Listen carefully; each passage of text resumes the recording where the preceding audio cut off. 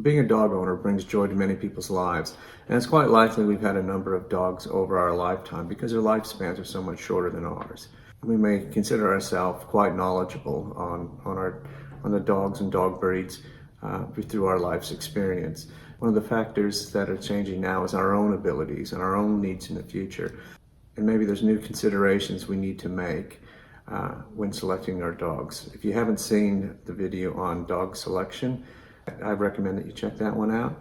But this one, we're going to look more on what is considerations for yourself as you age. What are the things to think about and the sort of planning to put in place that's going to cause less stress for your family, for yourself, and for your pet. Let's look at some of those considerations right now.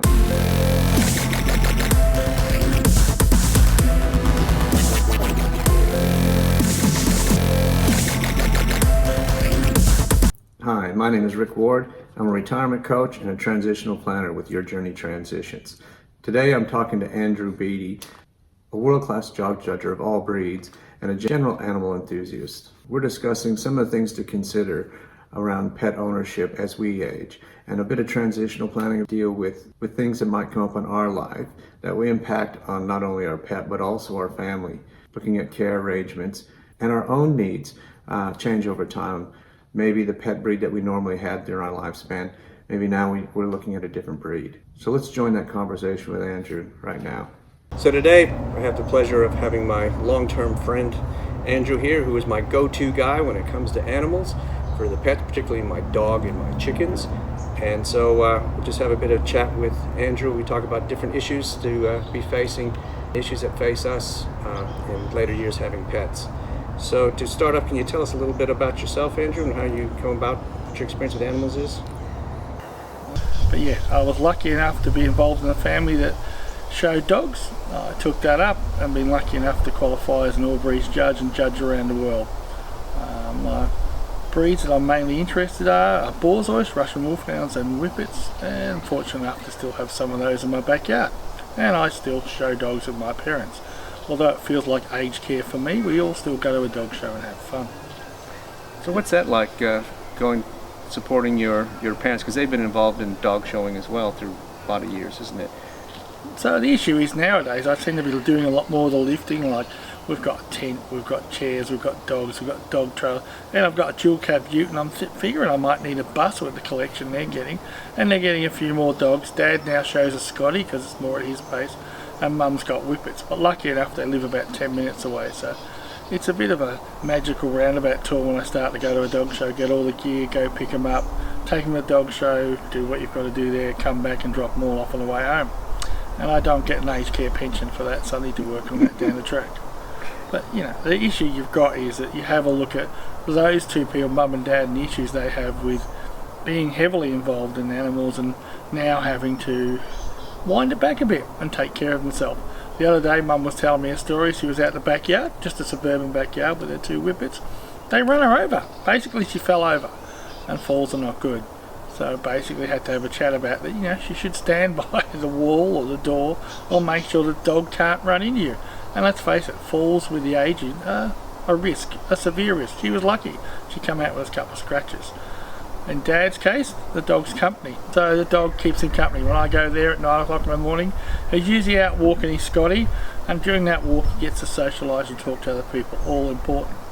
I suppose the thing you've got to look at is the care of the dogs. As you get older, I mean, unfortunately we tend to end up in places like hospital or care homes, or we're looking after the grandchildren or whatever. I think we've got to consider that when preparing our dog.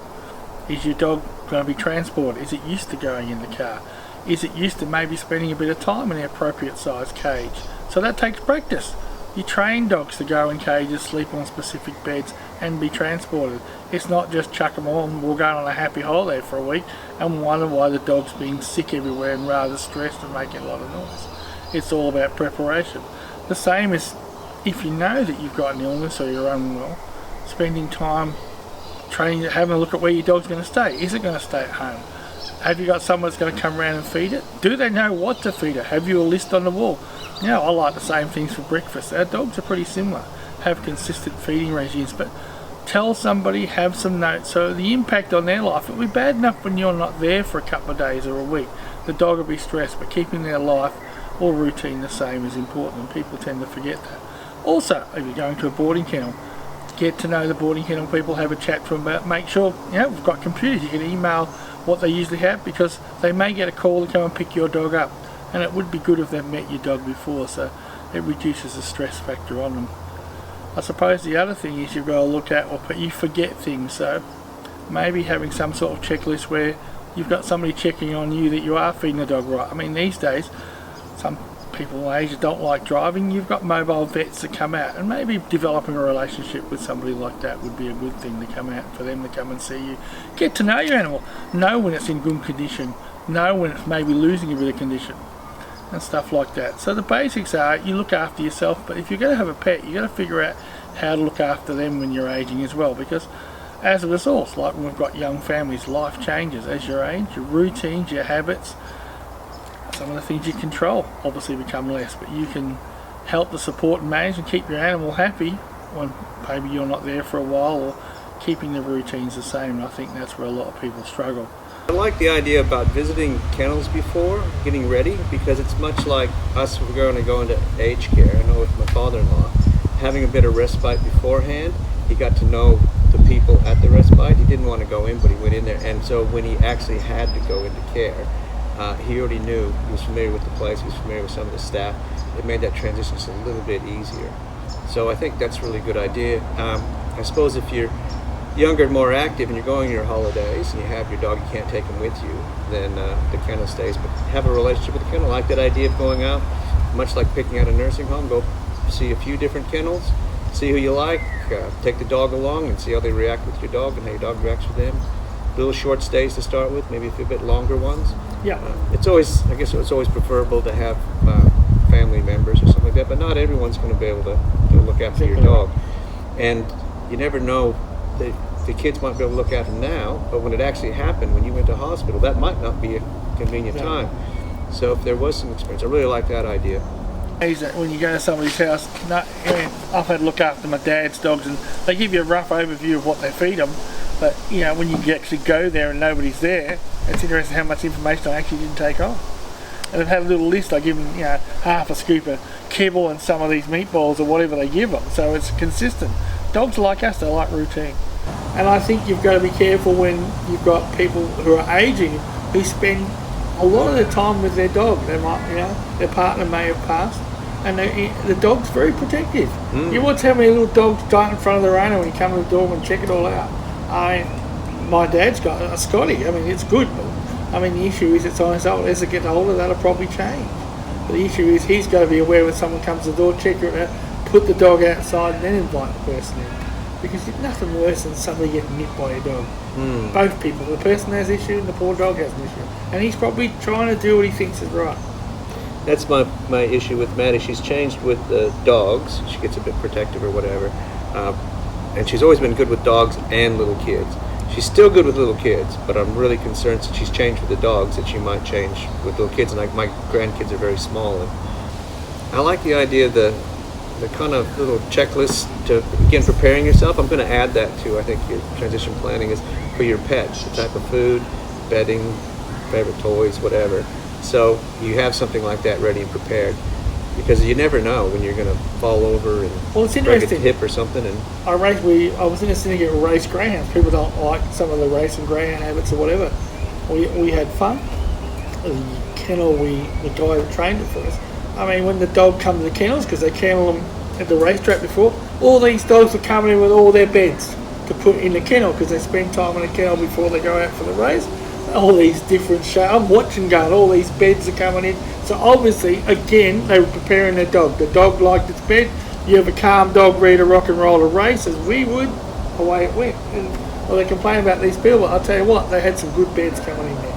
Good. I guess that's one of the questions you can be asking your kennel when you're going around. Could you bring your own bed in? Or because I'm sure some would have, no, this is all of our stuff, it's hygienically sealed or whatever, and other ones would probably be all right. And the other thing is that the thing in boarding kennels is all of a sudden you're in a very noisy atmosphere, and that's not the boarding kennel's fault, because a lot of dogs, they're stressed, they're anxious. The dog getting used to that is hard for some dogs. Because one of my friends run boarding kennels, and it's different dogs, you have to look at them and assess them. But have a chat what kind of kennels they got, a separate sleeping area where it's a little bit quieter or whatever. And also if they know you're feeding regime. And like I said, Jim might be called away to the hospital tonight. Are you ready to somebody to ring the boarding kennel and say come and pick up your dog? I mean, we found that out with clients we've worked in the past. Yeah. They've had a dog and get swooped up to hospital straight away, and we don't know if the dog's locked in, if it's got any water, who's got a key to the house. That's exactly right. And so, yeah, having a plan beforehand just in case, and leaving that plan with somebody. Yeah, and most people keep their dog food, their dry dog food, usually in the bottom shelf of the pantry. So have a little note in the pantry door what you feed it, what the go is, or whatever.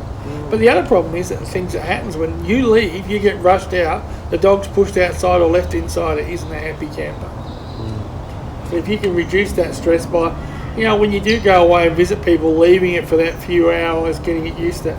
But also I'm a big believer now in training your dog to get used to sleeping in a crate from time to time. So transport and moving, it's a lot easier. I've got a dog that's used to a crate. I wash them for a show. I can leave them in the crate for an hour or so while they're drying. I can also put it in the show. The crate sits in there. It's its crate. It's its blanket. It's its bed. It doesn't get stressed. Well, you wander around. You don't get used to the crate. You turn up. You put it into this crate. It's not used to. It hasn't been crate trained. As in, sometimes it's stressful. Sometimes it's stressful. When you're preparing dogs to fly, you're always crate trained. So and how would you do that? Would you have the crate in their pen or in the house, or with puppies? Puppies, have a look at the size of dog you're going to have and buy a crate big enough for that dog. So a crate that they can spin around in. It's got 10 inches above its head and stuff like that. But put its bed in there. Start it off by it going in there and coming out of there when you get it. Now these plastic crates are pretty light, easy to clean. You can take the door off and leave it off for a little while, but slowly introduce the door and things like that. And then you've got options when you transport. That crate can usually go in the back of your car, unless it's a Borzo and the crate's too big for your car. But your dog like yours, and then when you go somewhere different, say you stay at a friend's place, and you want to bring the dog, you can say, look, the dog can go in the crate. That's good, as long as I give it a run. Do its business, come back in at night, sleeps in the crate. There's no problem. The key takeaway points from this video is to plan for absences. Be honest with yourself about your capabilities, your balance, what sort of dog you can really handle. Create and maintain routines. Make checklists for the kennel and for dog sitters, what type of food, their routines. All this will help reduce stress in your dog. Train your animal for making those trips to the vet or to carers. Get to know a vet and a kennel owner. Have that relationship before you actually need it. And plan for visitors. What sort of things you need to put in place to reduce stress from your dog and visitors visiting you. Keep all these things in mind. I hope you found that helpful, and if you did, give me a thumbs up. This video was created from excerpts from a much longer video entitled Aging with Your Pet. If you haven't seen that yet and you're interested in this sort of content, I would check that out. Also, if you're looking at some transitional planning for yourself as we age through our retirement years, and to get some helpful hints on active aging and getting the most out of your lifestyle in retirement, I'll recommend that you would subscribe to this channel and hit that notification bell so you'll be notified anytime I release new content. You can follow me on Facebook, Instagram, Twitter, LinkedIn, and of course my website, www.yourjourneytransitions.com. So until next time, this is Rick Ward, your guide through retirement stages, wishing you an extraordinary retirement. This is like a cocoon. What comes out of a cocoon? Butterflies. Are butterflies beautiful? Yes.